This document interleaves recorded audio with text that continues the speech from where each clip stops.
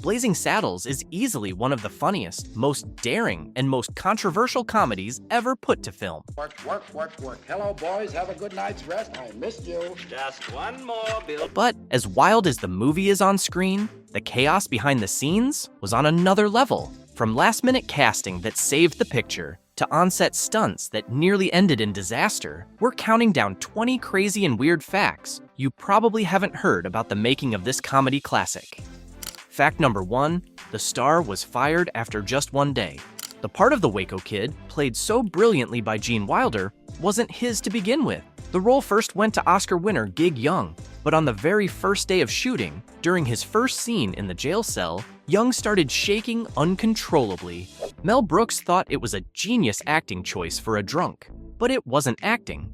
Young was suffering from a severe alcohol withdrawal episode and had to be rushed to the hospital. Production shut down, and Brooks made a frantic call to Gene Wilder, who flew in immediately and saved not just the role, but maybe the entire film.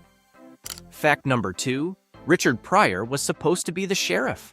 Mel Brooks had only one person in mind to play Sheriff Bart, the film's co-writer, the legendary Richard Pryor. Pryor was the heart of the script's sharpest, most racially charged humor, telling Brooks they had to use the N-word to show how ugly racism truly is. But the studio...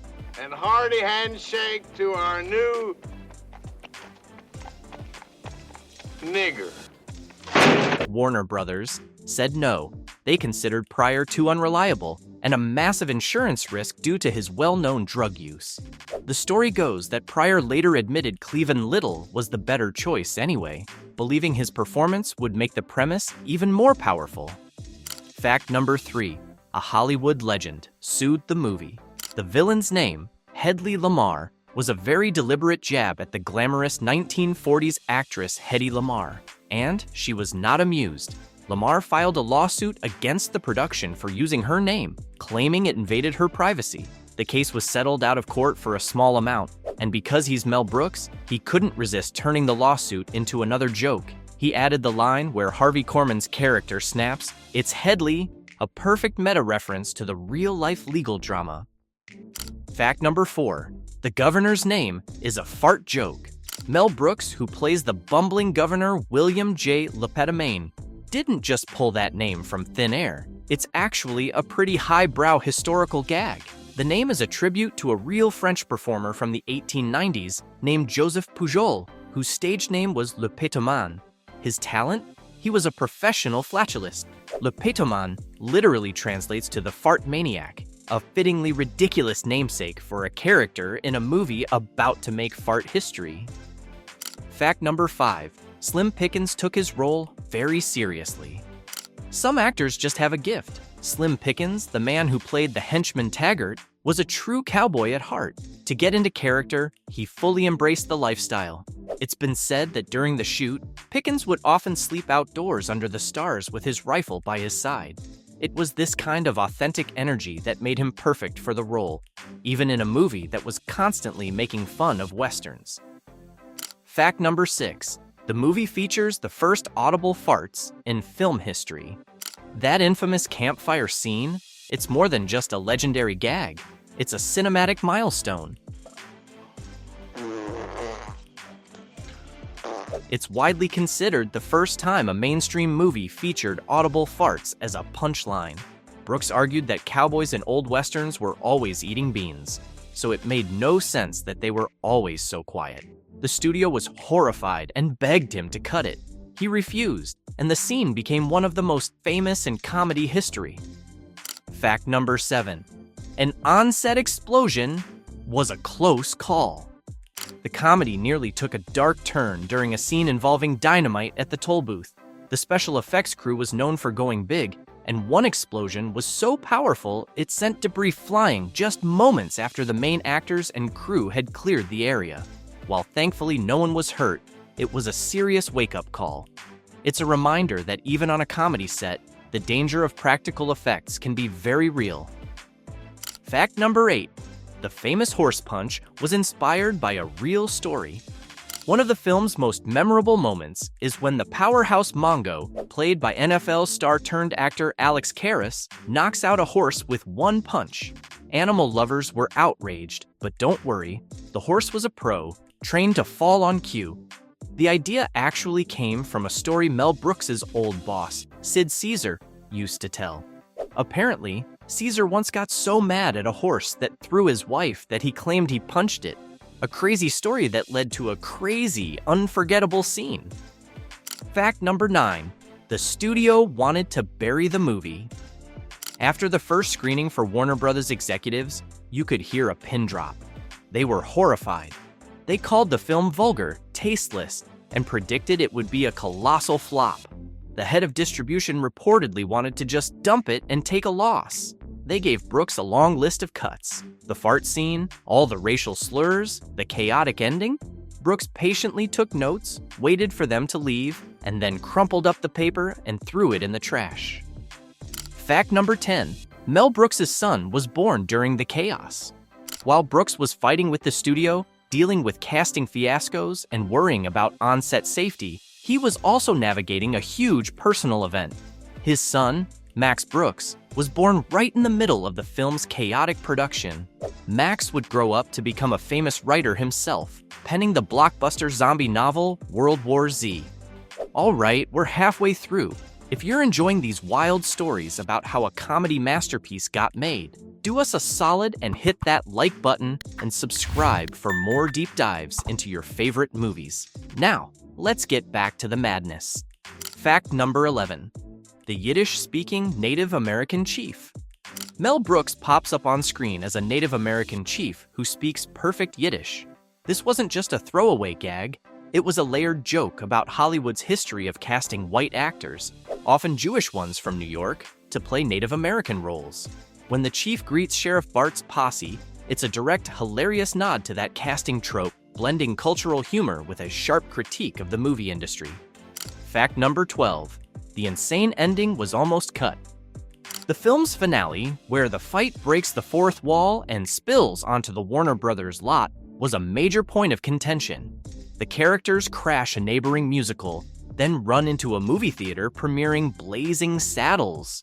The studio brass thought it was just too bizarre and made no sense. But Brooks knew a movie this crazy couldn't just have a normal ending.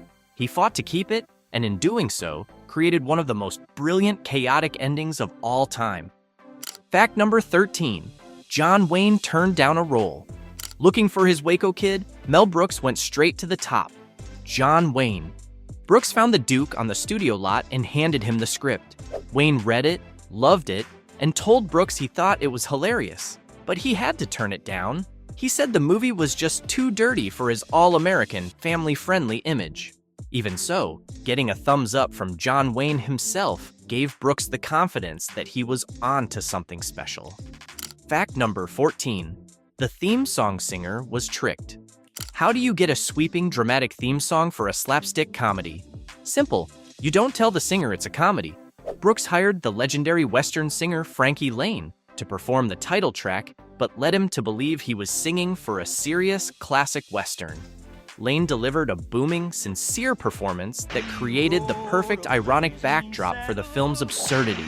He didn't find out the truth until he saw the movie at the premiere. Luckily, he had a great sense of humor about it. Fact number 15. The Badges line is a famous movie parody. Badges? We don't need no stinking badges. It's one of the most quoted lines from the film, but it wasn't original. It's a direct parody of a nearly identical line from the 1948 Humphrey Bogart classic, The Treasure of the Sierra Madre. By stealing it, Brooks was lovingly poking fun at the very Hollywood westerns he grew up with. The line became so famous in Blazing Saddles that today, more people associate it with this movie than the original. Fact number 16. The film's real target was bigotry, not people. Mel Brooks has always been clear. The movie isn't laughing at the groups targeted by slurs. It's laughing at the ignorance of the people who use them. By putting the sheer stupidity of racism on full display, the film robs it of its power. The real villains are the small-minded townspeople, while the heroes are the black sheriff and his band of outcasts who defeat them with brains and wit. Fact number 17. An unaired TV spin-off was made. Hoping to cash in on the film's wild success, Warner Brothers produced a TV pilot for a spin-off called Black Bart. It starred Louis Gossett Jr. as Sheriff Bart and was created to fulfill a contractual obligation. The idea of a sanitized, TV-friendly version of Blazing Saddles is almost a joke in itself, and the pilot was never actually aired. It remains a strange footnote in the movie's legacy, locked away in the studio vaults. Fact number 18. Madeline Kahn's Oscar-nominated performance. Madeline Kahn's incredible performance as the German lounge singer Lily von Stupp is a pitch-perfect parody of Marlene Dietrich. Her rendition of the song I'm Tired was so funny and so brilliant that it earned her an Academy Award nomination for Best Supporting Actress. It was one of only 3 Oscar nominations the film received, proving that even if Hollywood was nervous about the movie's content, it couldn't deny the talent on screen. Fact number 19. The couldn't be made today debate. You always hear Blazing Saddles brought up as the movie that could never be made today. But here's the thing. It was incredibly controversial even in 1974. Brooks was under immense pressure to make cuts, and critics were shocked. The movie's power comes from its absolute fearlessness. It wasn't just a product of a less sensitive era, it was a provocative film that was ahead of its time, and in many ways, it still is. Fact number 20. It was a massive box office smash hit.